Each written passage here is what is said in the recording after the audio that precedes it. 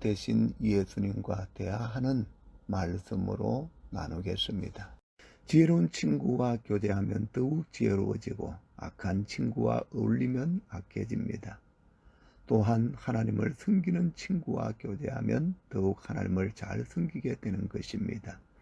그러므로 우리는 믿음의 친구, 지혜로운 친구, 선하고 어려운 친구 등과 교제함으로 믿음과 지혜를 더하고 선하고 어렵고 진실하고 정직한 사람이 되어야 하겠습니다. 예전에는 노예는 인간 이하의 대접을 받았습니다. 초창기 미국에서는 노예를 감정도 없는 짐승처럼 취급하였습니다. 돈을 주고 파는 재산으로 여겼습니다. 노예는 그저 일만 합니다. 주인의 명령에 따를 뿐입니다. 노예는 억울한 일을 당해도 하소연하지 못했습니다. 가족과 헤어져도 누구에게 항의하지 못하였습니다. 자기의 뜻은 없고 오직 주인의 뜻만 존재할 뿐이었습니다. 노예는 사람을 사람으로 취급하지 않는 세상, 인격을 인격으로 취급하지 않는 링컨 대통령의 노예 해방 운동은 다름 아닌 인간의 가치 회복 운동이었습니다. 첫 번째, 우리는 더 이상 죄의 종이 아닙니다. 노예 해방 운동 이전에는 노예로부터 자유를 얻는 방법도 있었습니다. 주인이 풀어주는 방법, 누가 돈을 주고 노예를 사서 해방시켜주는 방법, 혹은 주인의 집을 탈출하여 먼 곳에 가서 사는 것 등이었습니다. 이전에 우리는 죄의 노예, 마귀의 노예였습니다. 그런데 우리 예수님이 우리를 해방시켜 주셨습니다. 십자가 보혈로서 우리를 속량시켰습니다. 이로써 우리는 종이 아닙니다. 자유인입니다. 주님이 우리를 해방시키시고 자유인으로 만드셨습니다. 주님이 우리를 자유인이라고 선언했는데 요한복음 8장 32절 진리를 알지니 진리가 너희를 자유케 하리라고 했습니다. 죄가 사람을 인간 이하로 만들어 버립니다. 그러나 주님은 우리를 사람의 가치를 지닌 존재로 대하십니다. 나아가 하나님의 형상을 지닌 믿음의 존재로 인정하십니다. 두 번째, 우리는 주님의 친구입니다. 주님이 우리의 가치를 점점 상승시키십니다. 믿음을 주시고 하나님의 자녀로 삼으셨습니다. 주님은 또 우리를 친구로 인정하십니다. 친구도 그냥 친구가 아닙니다. 십자가에서 피를 흘리시고 우리를 친구로 삼으셨습니다. 그러니까 피를 나눈 친구가 된 셈입니다. 주님의 비밀을 알려주는 친구, 주님의 사역을 알게 하는 친구로 삼으셨습니다. 친구는 옆자리에 앉을 수 있습니다. 동등한 위치에서 대화할 수 있습니다. 좋은 일을 함께 나눌 수 있습니다. 어려운 일에도 도움을 줄 수도 받을 수도 있습니다. 친구가 누구인가에 따라 사는 모양도 달라질 수 있습니다. 주님이 우리를 친구로 삼으셨다면 우리에게 당연히 축복이 올 것입니다. 그렇기 때문에 우리는 날마다 기뻐하면서 살아가게 됩니다. 세 번째, 아버지의 말씀을 배웁니다. 친구 사이에는 허물이 없습니다. 친구 사이에는 비밀도 많지 않습니다. 예수님이 나를 친구로 삼으신 후 어떻게 하실까요? 내게 필요한 것을 말하여 주십니다. 무엇입니까? 아버지의 말씀입니다. 예수님이 우리에게 아버지의 말씀을 가르쳐 주십니다. 예수님과 같은 지식의 차원에 이르게 하십니다. 천국의 지식을 가지게 합니다. 예수님은 우리에게 천국의 비밀을 알려주셨습니다. 아버지의 말씀을 가르치심으로 사랑의 비밀, 믿음의 비밀을 같이 알게 하셨습니다. 말씀의 축복을 주십니다. 친구로 삼아 주셨기 때문입니다. 이 사실을 기뻐하십시오. 당당히 주님께 구하십시오. 우리의 친구 되셨으니 우리의 요구를 들어주십니다. 믿음의 요구, 은혜의 요구, 축복의 요구, 모든 요구를 들어주십니다. 목사님에게 귀여운 딸이 있었습니다. 이제 겨우 돌이 지났기 때문에 아빠, 엄마 정도의 말밖에 할 줄 몰랐습니다. 어느 날 엄마는 아기를 처음으로 교회에 데리고 갔습니다. 그런데 은근히 걱정이 되기 시작했습니다. 왜냐하면 목사님이 설교하시는 동안에 울어버리기라도 하면 큰일이기 때문이었습니다. 다행히 아기는 얌전했습니다. 아기는 피아노 소리를 듣고 동그란 두 눈을 깜빡거리며 놀다가 엄마의 팔에 안겨 스스로 잠이 들었습니다. 그때 목사님께서 강단에 올라오셔서 설교 말씀을 하시게 됐는데 그 순간 아기는 엄마의 팔에서 솟구쳐 오르더니 강단을 바라보면서 큰 소리로 아빠 아빠 하고 외쳤습니다. 아가는 낯선 곳에서 아주 많은 사람들 가운데 있을 때는 몰랐지만 장내가 엄숙해지고 조용해지자 아기는 아빠의 음성을 알아차린 것이었다. 아기에는 이 커다란 교회의 목사님이 아니라 사랑하는 아빠인 것입니다. 엄마는 황급히에 아기를 데리고 밖으로 나갔지만은 아기는 계속 뒤만 돌아보면서 아빠 아빠 하고 불렀습니다. 나디넬 호론이란 사람은 어려서부터 다리를 저는 불구자였습니다.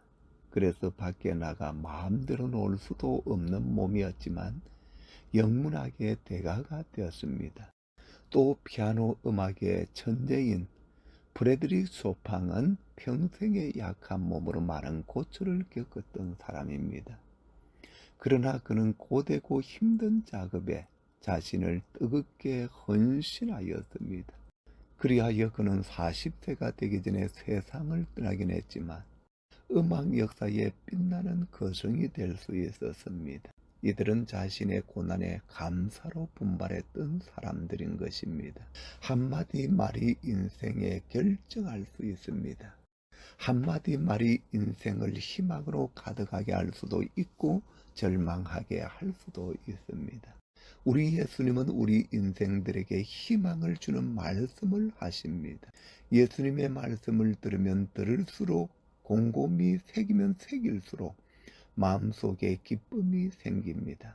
왜냐하면 그 말씀이 우리를 복되게 하는 말씀이기 때문입니다. 칭찬 한마디는 자존감을 심어줍니다.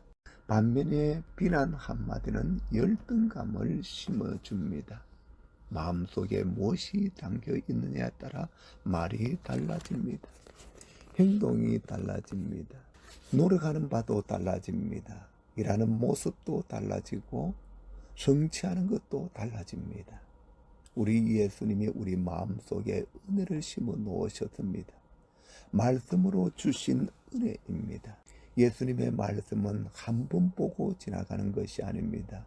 말씀이 내 안에 머물러야 합니다. 한 번 보고 지나간 것도 마음을 푸근하게 한다면 말씀이 내 안에 머무를 때 어떻게 되겠습니까? 우리의 인생이 달라집니다. 언제나 주님이 함께 하신다는 것이 믿어집니다. 주님의 말씀으로 인해 감사와 감격이 넘칩니다. 이것이 은혜요 축복받는 생활입니다. 은혜의 생활을 하여도 내게 없는 것이 있습니다. 물질이 없을 수도 있고 나를 도와줄 사람이 없을 수도 있습니다. 그러나 염려하지 마십시오. 하나님 앞에 구하십시오. 무엇이든지 구하십시오. 말씀이 내 안에 항상 머물러 있으니 구하는 것도 말씀에 의해서 구해집니다. 하나님의 뜻대로 구하고 그 뜻을 이루기 위해 구합니다. 하나님의 뜻 안에서 무엇이든지 구해집니다. 자기의 안위와 영달을 구하지 않고 주님의 계획과 목적이 이루어지기를 구합니다. 기도의 차원이 높아지고 기도의 내용이 깊어집니다. 말씀 때문에 영성이 깊어지고 기도가 발전되어집니다.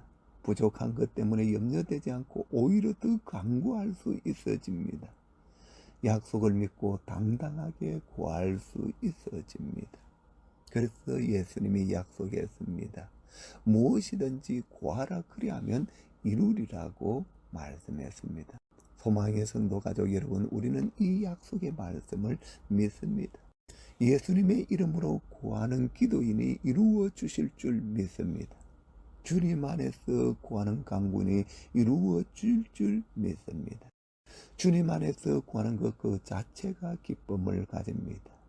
기쁨이 느껴지는 그 순간 이미 응답받았습니다.